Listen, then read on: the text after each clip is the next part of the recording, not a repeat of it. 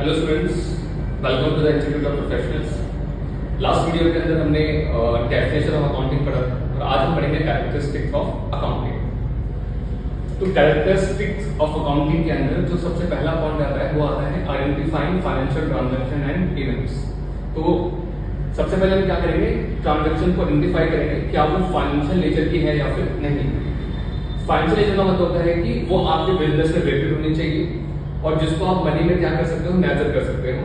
उन्हीं ट्रांजैक्शन को हम बोलते हैं कि वो फाइनेंशियल नेचर की है। तो पहले हम उनको आइडेंटिफाई करते हैं और नंबर 2 पे उनको मेजर करते हैं इन टर्म्स ऑफ मनी और आफ्टर दैट उनको हम क्या करते हैं, रिकॉर्ड करते हैं बिजनेस के अंदर। रिकॉर्डिंग के हमारे पास 8 बुक्स होती हैं, ठीक है, और उसमें अलग अलग ट्रांजेक्शन को अलग अलग बुक्स के अंदर क्या किया जाता है, रिकॉर्ड किया जाता है। फिर करते हैं क्लासिफिकेशन द ट्रांजेक्शंस। क्लासिफिकेशन का मतलब होता है बेसिकली लेजर, ठीक है, और इसके अंदर हम क्या करते हैं, जैसे अलग अलग अकाउंट्स होते हैं, राम, श्याम, मोहन, है ना, टीना, मीना, रीका एक्सेट्रा। तो इन सबके हम सेपरेट सेपरेट क्या करते हैं, अकाउंट्स को प्रिपेयर करते हैं। That is called classification the transactions. After that summary या फिर समराइजिंग द ट्रांजैक्शंस।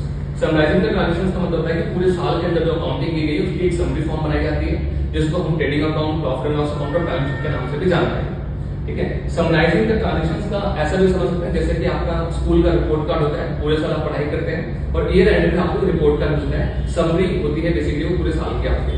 तो सेम ये भी कंपनी के लिए जो समरी होती है वो क्या होता है, trading PL and balance sheet होती है। ये चीज करने के बाद हम चीजों को क्या करते हैं, एनालाइज करते हैं और उसको इंटरप्रेट करते हैं।